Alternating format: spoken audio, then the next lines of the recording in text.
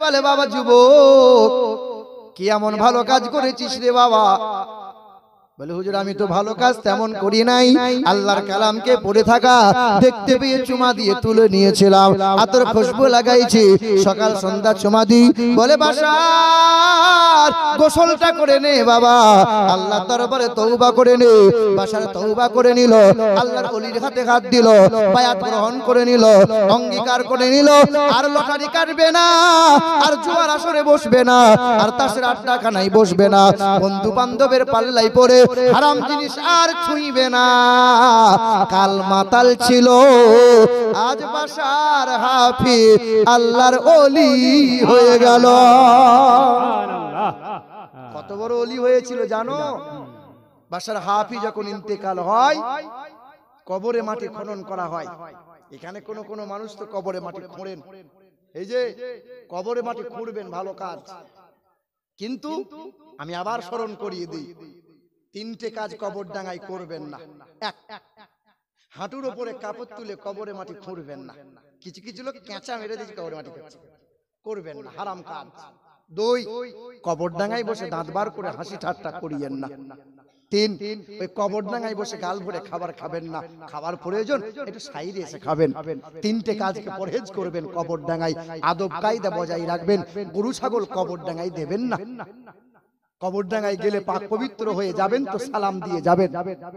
জি, তো আল্লাহর ওলি হাসান বাশার হাফিজ যখন কবরে মাটি খনন করা হয়, সব মানুষ কবরে মাটি পকেটে করে নিয়ে পালায়। পালাও কেন? বলে কবরে মাটি এত সুগন্ধ বার হয়, এ সুগন্ধ দুনিয়ার নয়, জান্নাতি খুশবু হয়ে গেছে। সুবহানাল্লাহ। কাল মাতাল ছিল, মনে মনে চিন্তা করলাম, মহিলা বলছে কলেমা পড়বো, কিন্তু সকাল সন্ধ্যা আমাকে ঘন্টা বাজাতে দিতে হবে। তাই বললাম বোন আমার, তুই এক কাজ কর, তুই কলেমাও পড়, পূজাও কর। কি আর বলবো, আমি বললাম সকাল বেলায় 50 বার পড়বি, আর সন্ধ্যা বেলায় 50 বার পড়িস, তারপরে পূজা টুজা যা করবি কর। এ মুসলমান বাবারা ভাইরা আমার, মনে মনে চিন্তা হলো পৃথিবীর সবচেয়ে বড় হাতিয়ার হলো দোয়া। দোয়া দোয়া দোয়া, রোগ ব্যাধি সারে না, সিজদায় পড়ে দোয়া করো, মুসিবত ছাড়ে না, দোয়া করো, আশা পূরণ হয় না, দোয়া করো, চাকরি হয় না, দোয়া করো, আশা পূরণ হচ্ছে না, সিজদায় পড়ে দোয়া করো। এ মুসলমান, বরকত হয় না, সংসারে উন্নতি হয় না, দোয়া করো। সবচেয়ে বড় হাতিয়ার হলো দোয়া। তাহাজ্জুদের নামাজ পড়ি, সিজদায় পড়ে দোয়া করি, আল্লাহ, মহিলা যদি কালেমা পড়ে নেয় 17 জনা হয়ে যাবে। ওগো দয়ার মালিক আল্লাহ, ওই মহিলার জবান দিয়ে কালেমা তুমি উচ্চারিত করে দাও, ভাই মহিলার অন্তরে কোরআনের জায়গা করে দাও, নবীর প্রেম তুমি জাগিয়ে দাও, পাক পাঞ্জাতনের ইশক তার অন্তরে বসিয়ে দাও। মহান মালিকের দরবারে দোয়া করলাম, 21টা দিন পার হয়ে গেল। 25 দিনের মাথায় ওই স্বামী ফোন করে, হুজুর দোয়া করেন, দোয়া করেন। আজ 3 দিন হয়ে গেল, লক্ষ্য করে দেখতে পাই রাতের বেলায় মেজোকে নিয়েছে, ছোটকে নিয়েছে, একে একে ঠাকুরগুলো নিয়ে বস্তায় ভরেছে, নদীতে ভাসিয়েছে, আর আমার বিবিটা সিঁদুর মাথায় দেয় না, আর বেহায়ার মতো চলে না, মাথায় কাপড় নেয়, 5 ওয়াক্ত নামাজ পড়ে, গুনগুন করে কোরআন তেলাওয়াত করে, আর কালেমা জবান থেকে বন্ধ হয় না। এ মা, তুমি কেন পারবা না? এ মা, তোমার স্বামী তো মুসলমান, বাপ মা মুসলমান, ছেলে মেয়ে মুসলমান, মুসলমান ঘরে জন্ম নিয়েছো, ঘরে কোরআন আছে, নামাজ কোরআন শিখে নিয়েছো, কবে হবে মা? হবে।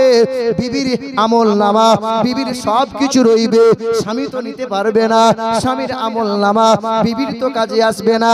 এ আমার বিবি, এ আমার বোনরা, এ আমার ভাইদের বিবি গন্ডা, শোনো মা, নামাজ কোরআন পড়ো, তাসবিহ তাহলিল করো, পর্দা সেলাই চলো, স্বামীর সেবা করো, আল্লাহ পাক তোমাদের জন্য জান্নাত সাজিয়ে রেখেছে।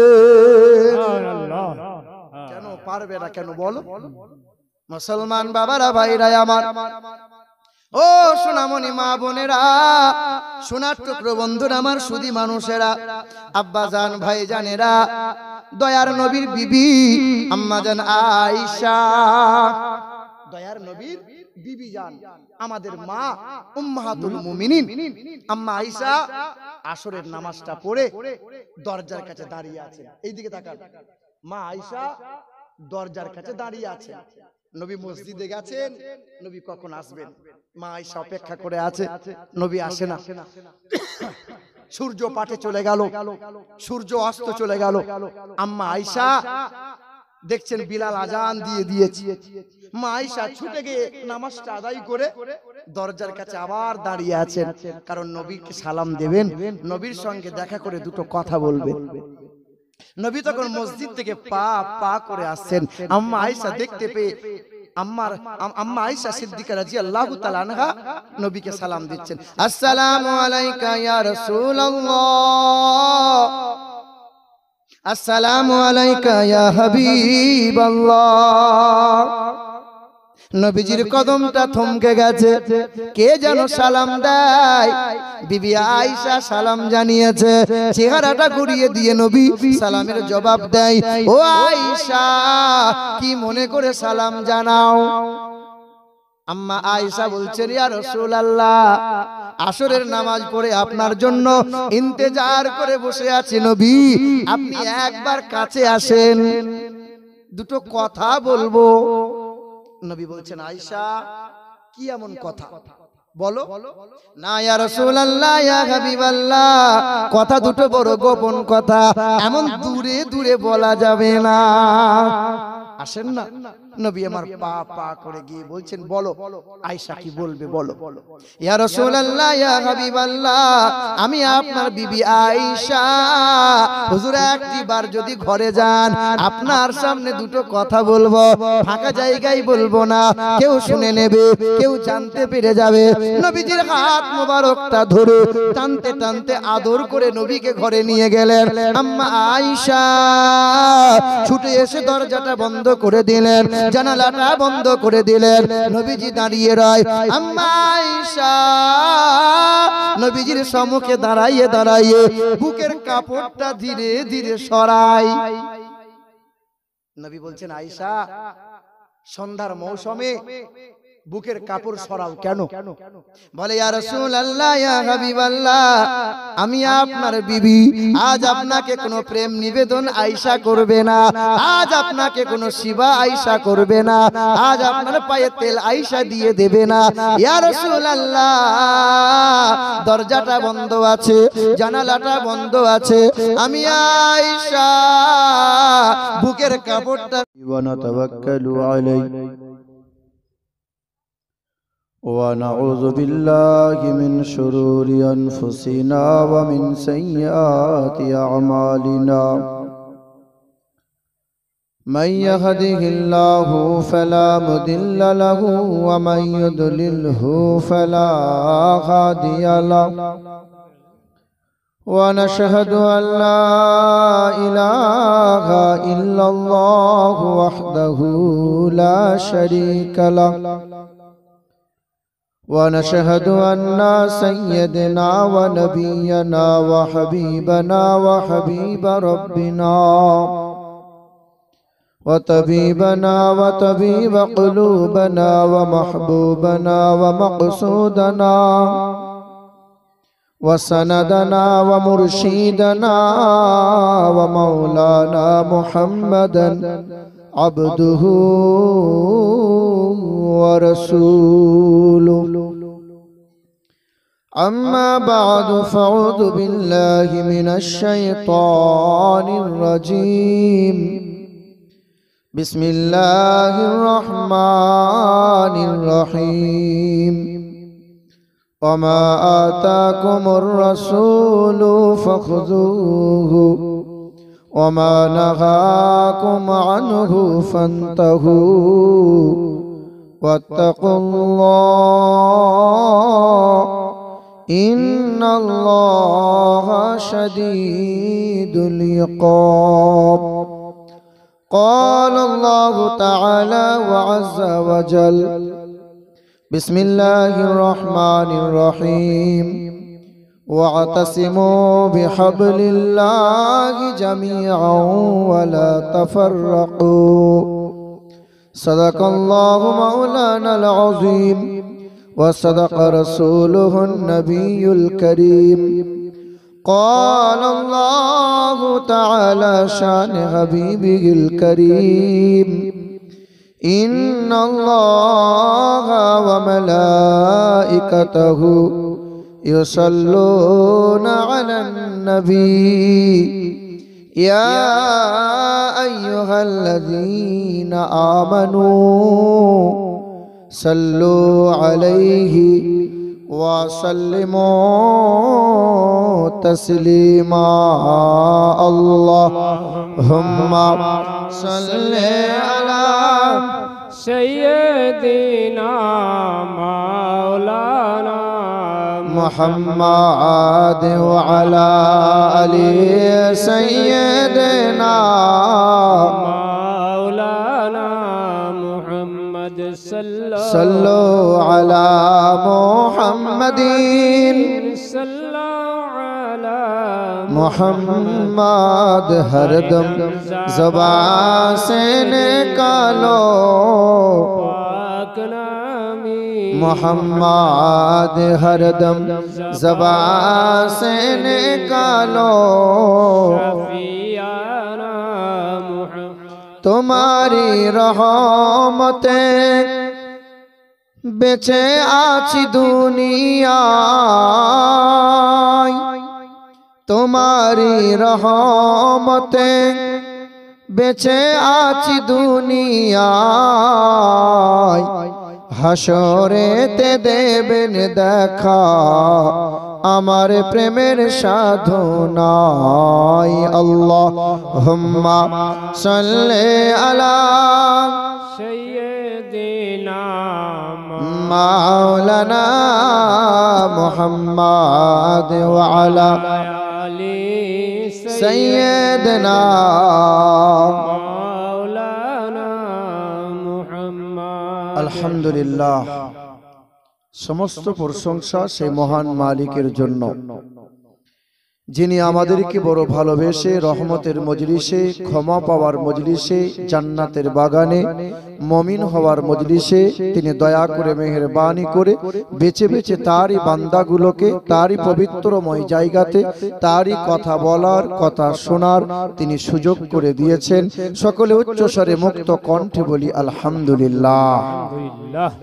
আমরা পৃথিবীতে এসেছি তারই ইচ্ছায় পৃথিবী থেকে যাব আমরা তারই ইচ্ছায় আর মধ্যখানে সময়টুকু চালাবো আমরা কার ইচ্ছায় বলেন না কার ইচ্ছায় পৃথিবীতে এসেছি যখন নিজেদের ইচ্ছের কোনো দাম মূল্য ছিল না যদি নিজেদের ইচ্ছের কোনো দাম বা মূল্য থাকতো তাহলে আসার সময় গরিবের ঘরে আসতাম না রাজা বাদশার ঘরেই আসতাম পৃথিবীতে আসার সময় যদি নিজেদের ইচ্ছের বা কোনো মূল্য থাকতো তাহলে নিশ্চয়ই বেনামাজির ঘরে আসতাম না পীর সাহেবের ঘরেই আসতাম অর্থাৎ এসেছি যখন মহান মালিকের ইচ্ছায় এসেছি নিজেদের ইচ্ছে মতো আসতে পারি নাই পৃথিবী থেকে যাব যখন তারই ইচ্ছায় যাওয়া লাগবে আপনার এলাকার কোনো ধনী কোনো আমির কোনো এমএলএ কোনো নেতা কোনো মন্ত্রী কোনো ব্যক্তি যদি মনে মনে ভাবে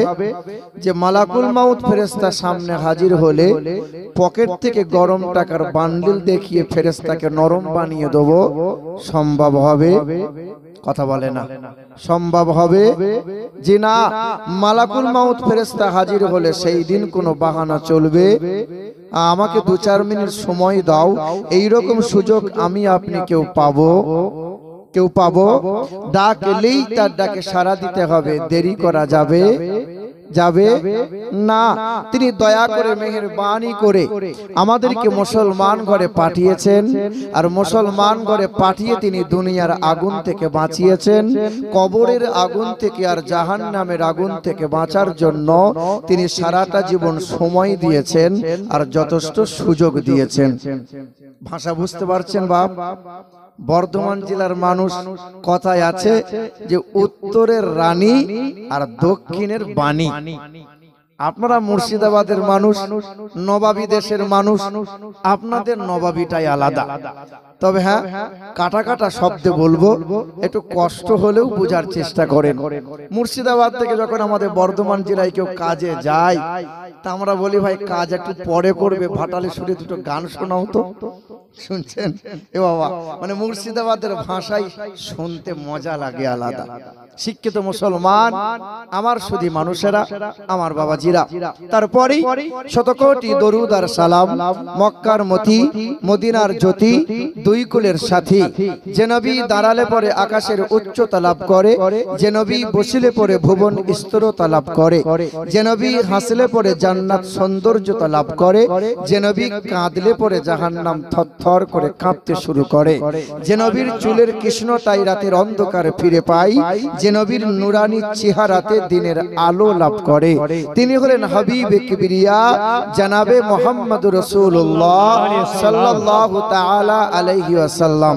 তিনি হলেন বিশ্বের সভাপতি, তিনি হলেন বিশ্বের ন্যায় বিচারপতি, তিনি হলেন বিশ্বের অর্থমন্ত্রী, তিনি হলেন বিশ্বের রাষ্ট্রমন্ত্রী, পররাষ্ট্রমন্ত্রী, তিনি হলেন মানবতার বন্ধু, মানব জাতির কল্যাণকর্তা জনাবে মুহাম্মদুর রাসূলুল্লাহ সাল্লাল্লাহু আলাইহি ওয়াসাল্লাম।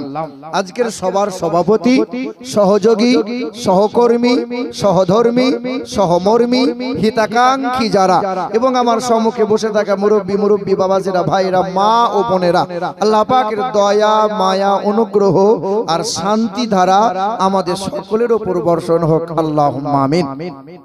আমাদের ধর্মসভা মানে সম্প্রীতির সভা। আমাদের ধর্মসভায় হিন্দুরা আসতে পারে, খ্রিস্টানরা আসতে পারে, তবলিগি ভাইরা যদি আসতে চায় আসতে পারে, লামুজাবিরাও আসতে পারে, যে কোনো দলমতের মানুষ সবাই আসতে পারে।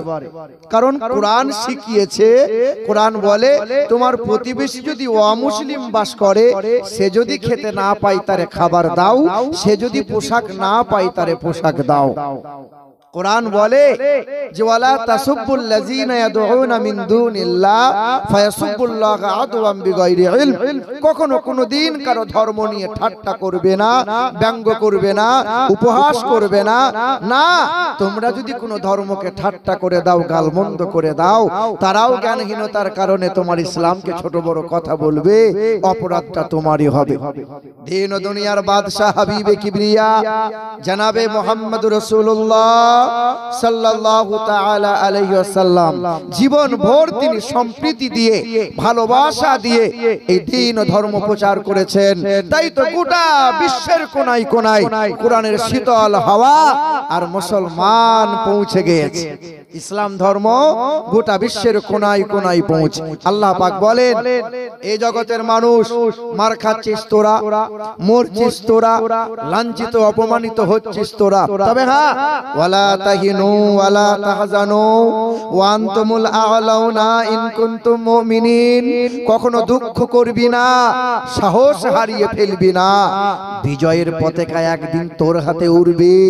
গোটা বিশ্বটা শুধু মুসলমান আর মুসলমানে ছয় লাভ হবে। সেদিন দুশমনদের মুখ কালো হয়ে যাবে।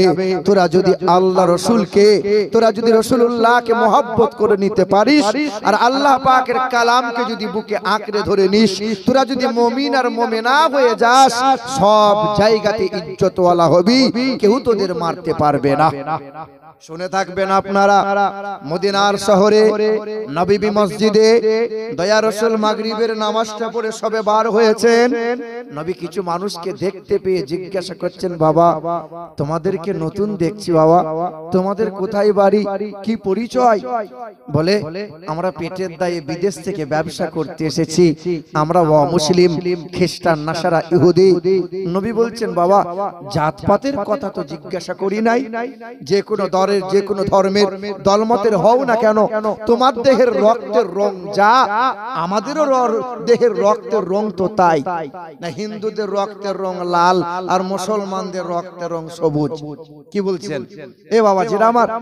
নবী বলছেন, বাবা বিদেশ থেকে পেটের দায়ে ব্যবসা করতে এসেছো, বাড়ি যেতে গভীর রাত হয়ে যাবে, রাতটা মদিনায় কাটাইয়ে সকালবেলায় তোমরা যেও। নবী বলছেন, এ সাহাবায়ে কেরামগণ, এক একজনকে দায়িত্ব করে বাড়ি নিয়ে যাও, পেট ভরে খাবার খাওয়াও। রাসূলের কথা মতো সাহাবায়ে কিরামগণ এক একজনকে দায়িত্ব করে নিয়ে যাচ্ছেন, কিন্তু একটা মানুষ বসে রয়, তাকে কেউ নেয় না। নবী জিজ্ঞাসা করছেন, একে নাও না কেন? বলে, আল্লাহ রাসূল, এই মালটাকে আমরা চিনি, এ পরের পেলে এত খায় যে হাঁড়ি খালি করে দেয়। সমাজে দেখবেন কিছু কিছু মানুষ আছে জীবনে 4টে রসগোল্লা কিনে খায় না, কিন্তু পরের পেলে 50-60টা রসগোল্লা বরযাত্রী গিয়ে খেয়ে আসে। এদিকের লোক নাই, তবে আমাদের ওই দিকের লোক আছে। এ বাবাজিরা, ভাইরা আমার, পরের পেয়ে বেশি খাবেন না, অল্প দিনে সুগার হবে। শুনছেন? শোনার টুকরো বন্ধুরা আমার, সুধী মানুষেরা, নবী বলছেন এই ব্যক্তিকে আমি নেব। নবী আমার দায়িত্ব করে বাড়ি নিয়ে গেলেন, খাবার খেতে দিয়েছেন। বাবা, দুটো দেবো? দেন। আর দুটো দেবো বাবা? দেন। নবী যতবার দেয় ততবার নেয়, কোনো সময় না বলে না। কারণ ওর মনে মনে ধারণা আমি এমন করে খাবো নবী যেন খেতে পায় না। পেট ভরে খাবার খাওয়ালেন, গলা পর্যন্ত হয়ে গেল। আল্লাহ রাসূল আরামের জায়গা করে দিলেন।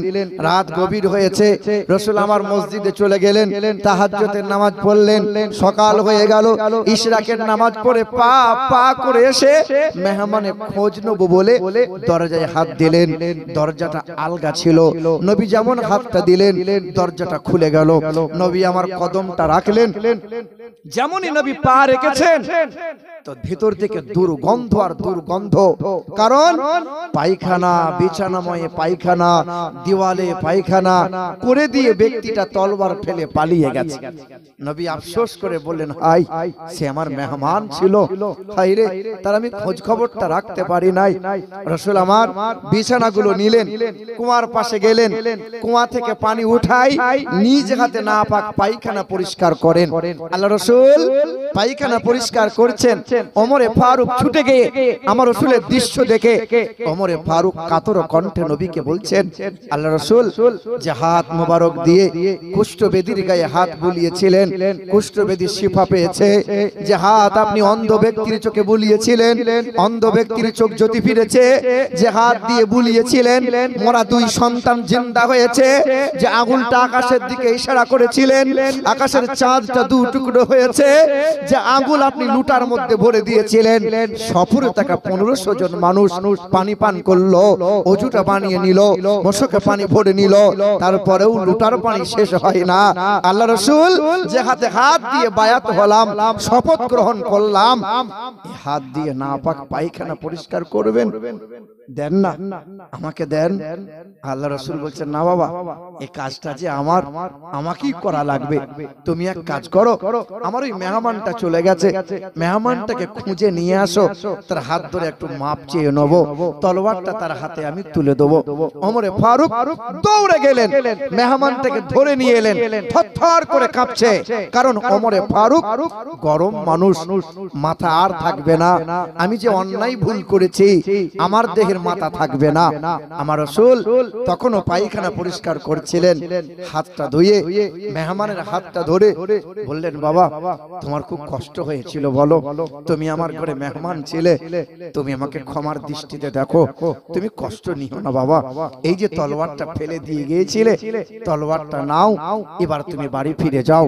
মানুষটা তলোয়ারটা নিয়ে 2-4 কদম আগিয়ে গেছে, দেশের দিকে ফিরে যাবে।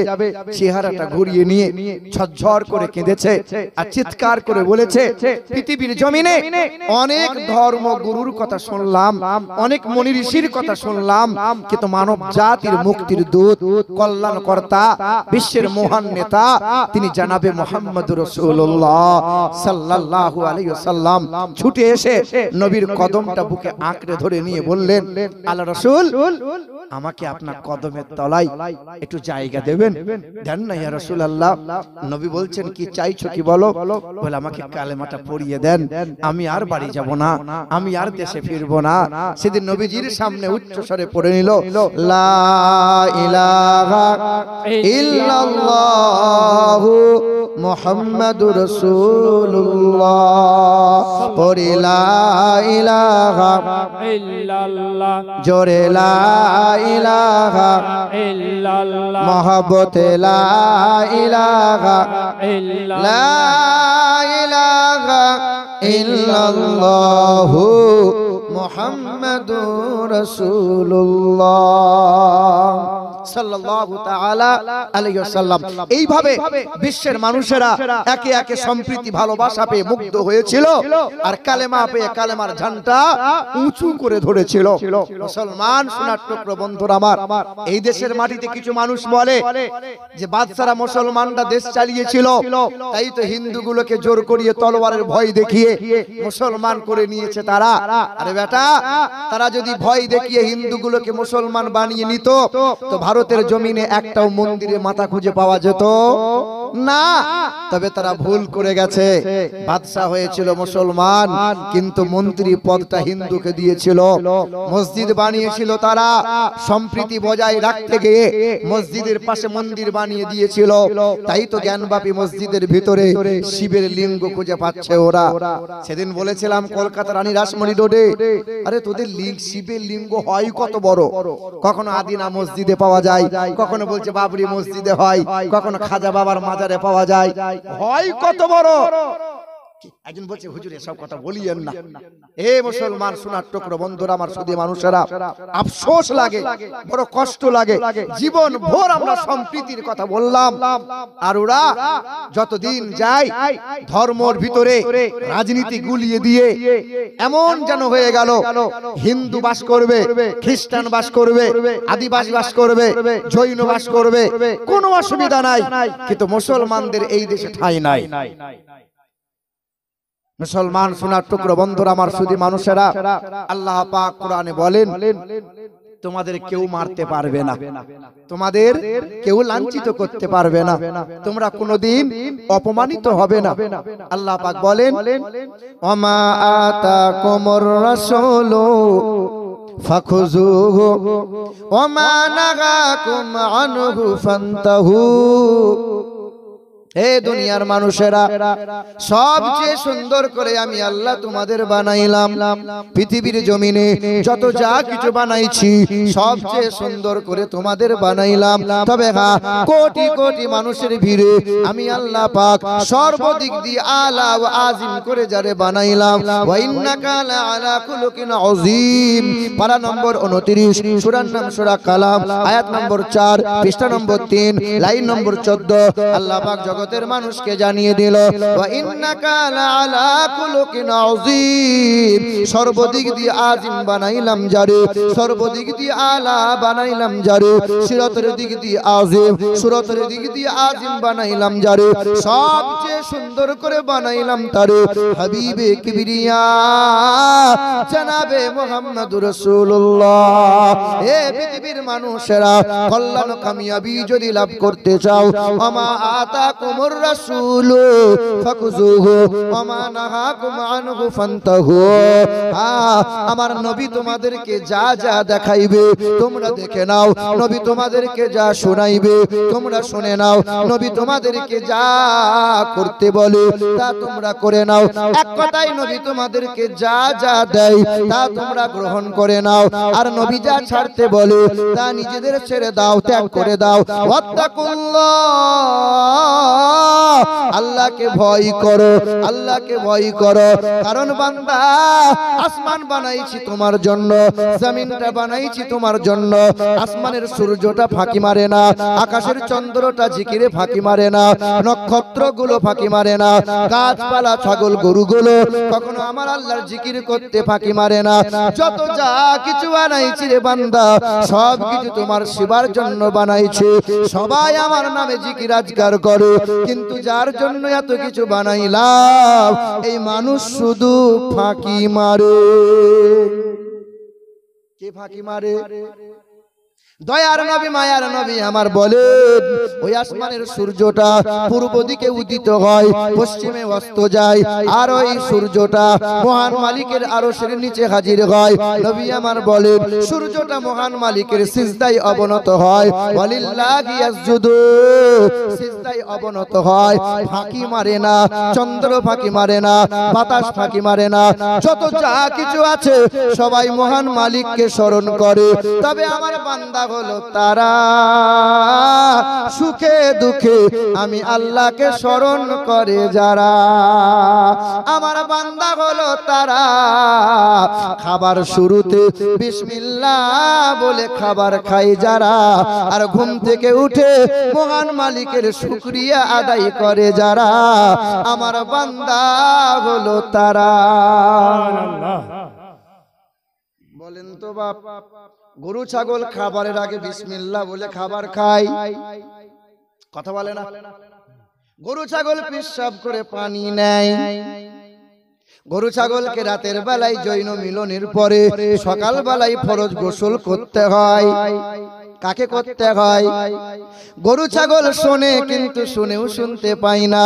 এই পৃথিবীতে থানা আছে তো মানুষের জন্য, আদালত আছে যে মানুষের জন্য, স্কুল কলেজ আছে মানুষের জন্য। গরু ছাগলের জন্য আদালত নাই, থানা নাই, চিকিৎসালয় নাই, সব কিছু মানুষের জন্য। গরু ছাগলের লজ্জা শরম নাই, মানুষের আছে না নাই? কথা বলে না? গরু ছাগলকে দু চারটে গালমন্দ দেবেন, ও যেমন কার তেমন রয়ে যাবে।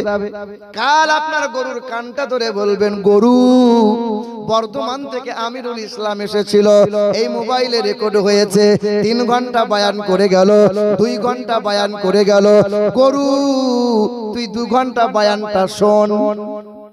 গরু শুনবে, কিছু বুঝবে গরু? কথা বলে না? আপনার গরুকে কাল সকালে